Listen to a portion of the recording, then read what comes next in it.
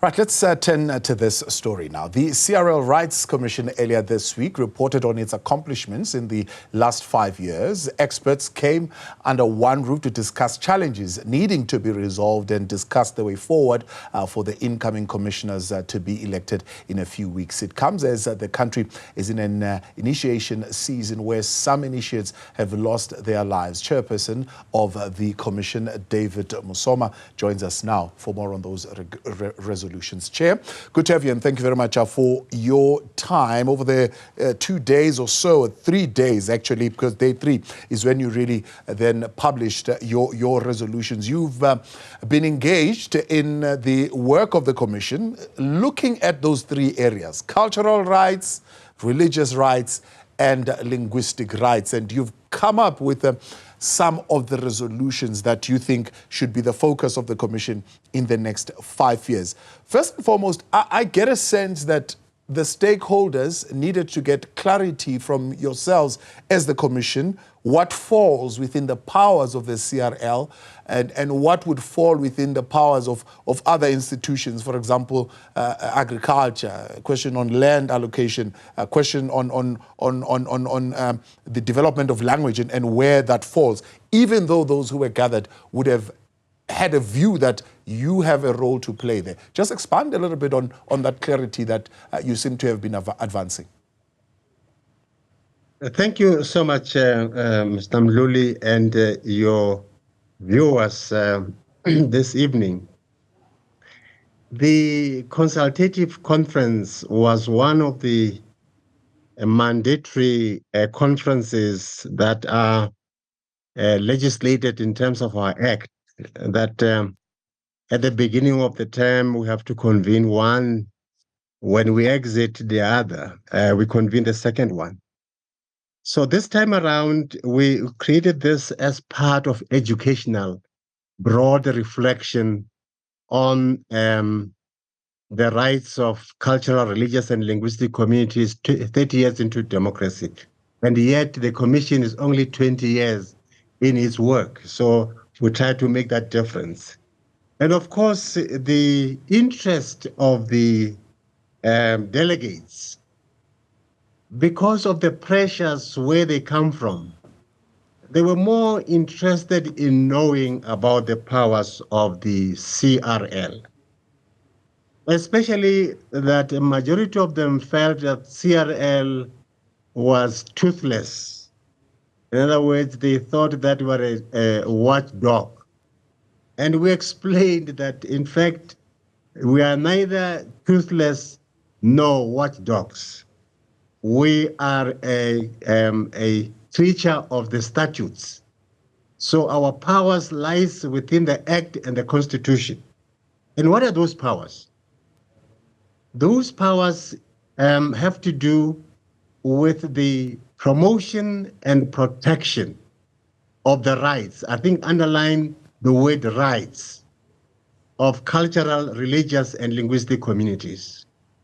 In other words, we safeguard, we promote, we ensure that communities are able to use their culture, their language, and their religion without any inhibition. Yeah. Because the Constitution provides for those 3 pillars of human qualities to be embedded in the Constitution. So we indicated to them that when we came with the 3 areas where experts participated, was one way of ensuring that we broaden and deepen our understanding of the cultural, religious, and linguistic rights of communities. And of course, the challenges were there. We indicated we do not actually go into agriculture and do agriculture. But what we do is that we encourage, because we understand that culture has a lot of benefits, and also to understand the difference between the non-material culture and the material culture. Right. And it was a learning curve because majority of them understood culture only in terms of rituals, in terms of visiting the graves, thinking about the past ancestors, and so forth and so forth. We indicated that culture is far more than that. I see. That culture is innovative, culture is creative. It includes also the rituals as part and parcel of what defines a community and a group. Let's talk about some of that innovation that you're saying needs to come into this. One of the resolutions under the theme of cultural rights, the sub-theme being that of preserving cultural heritage, is contemporary literature. Talk to us about what the Commission can do to effect that kind of education in contemporary literature that seeks to promote and educate, especially the younger generation, about culture. Yes, you're very right that preservation of heritage, and first you must understand what heritage is. Heritage is what we bequeath from the generation that has passed. In other words, if we do not preserve heritage, there is nothing that we can give the coming generation. So what is heritage?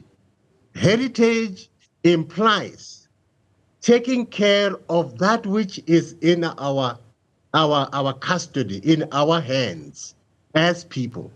Now, what is important is that from the early age, in our homes, because it must start from there, people begin to socialize young children to understand who they are, where they come from, the greatness of their past.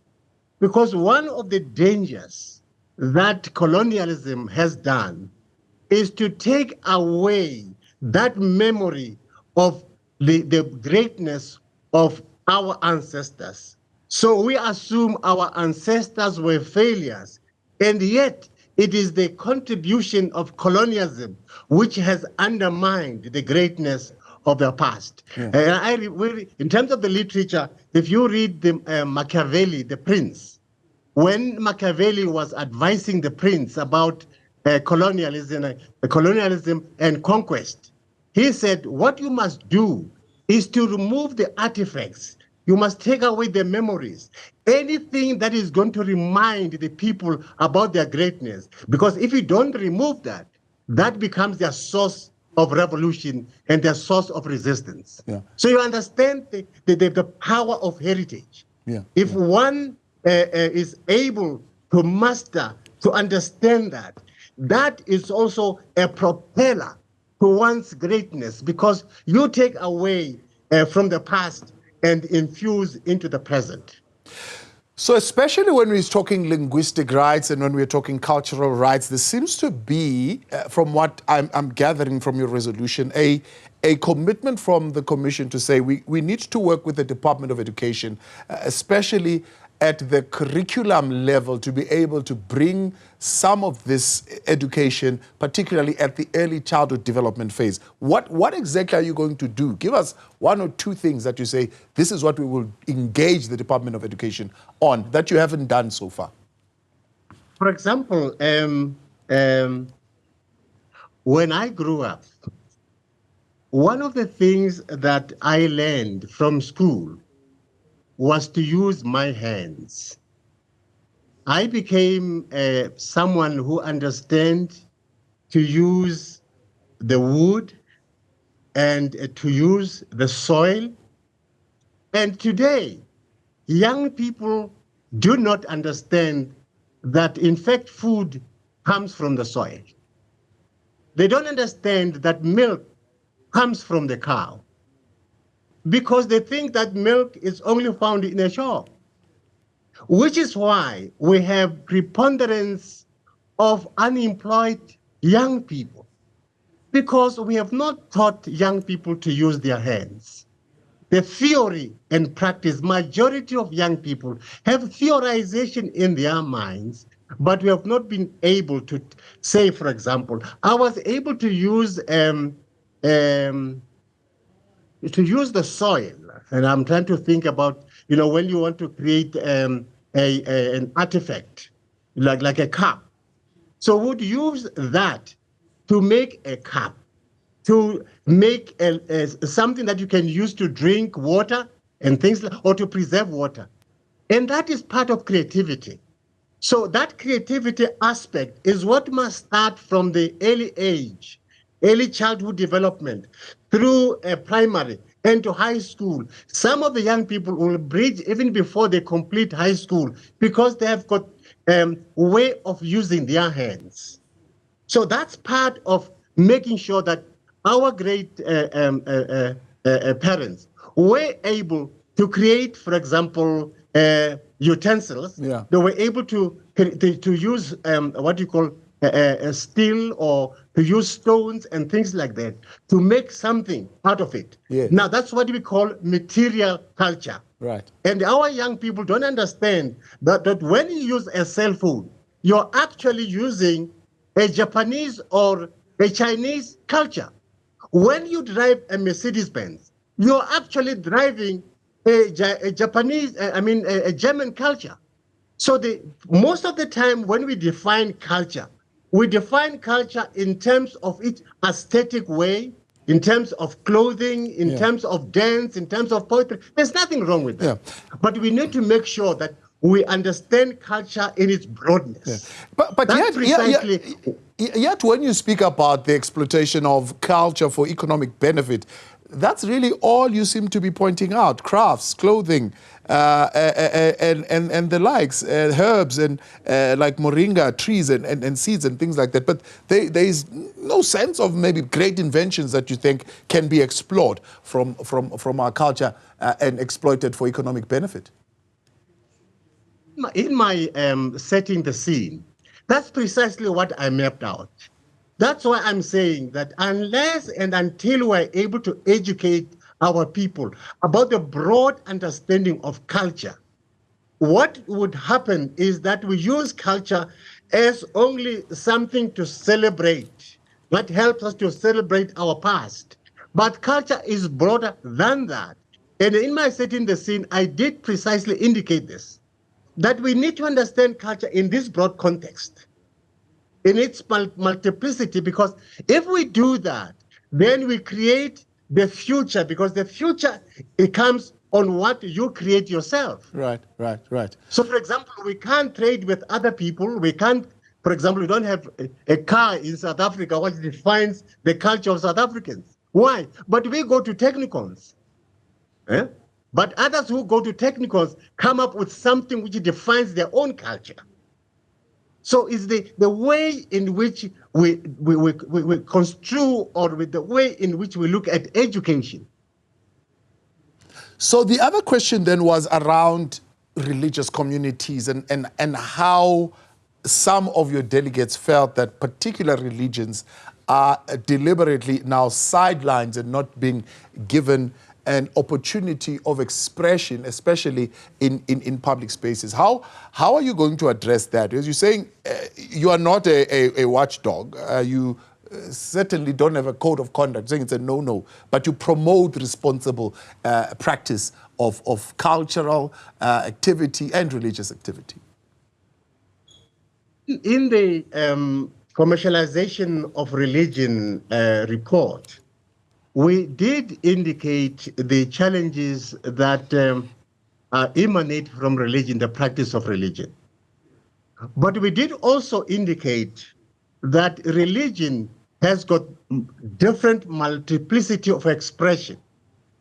And as a consequence, we have in South Africa what we call interfaith, which includes different religions, the mainline religions, the charismatic religions, including the African traditional religion.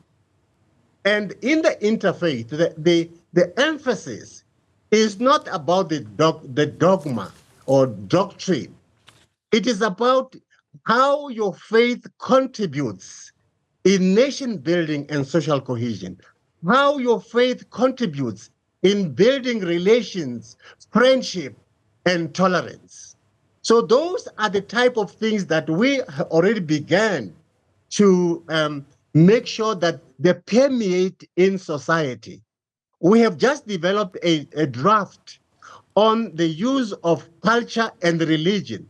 And these are ways in which we want to socialize our people to understand that there is a coexistence that is required if religion is to use its force for love, its force to create hope, and force to create resistance against the challenges of modern life. Chairperson, we appreciate your time. Thank you very much for coming on and for that intervention there tonight. Chairperson of the CRL Rights Commission there. Earlier on, they were closing their three-day consultative conference where they outlined some of the resolutions that they will be pursuing in the next 5 years. Right.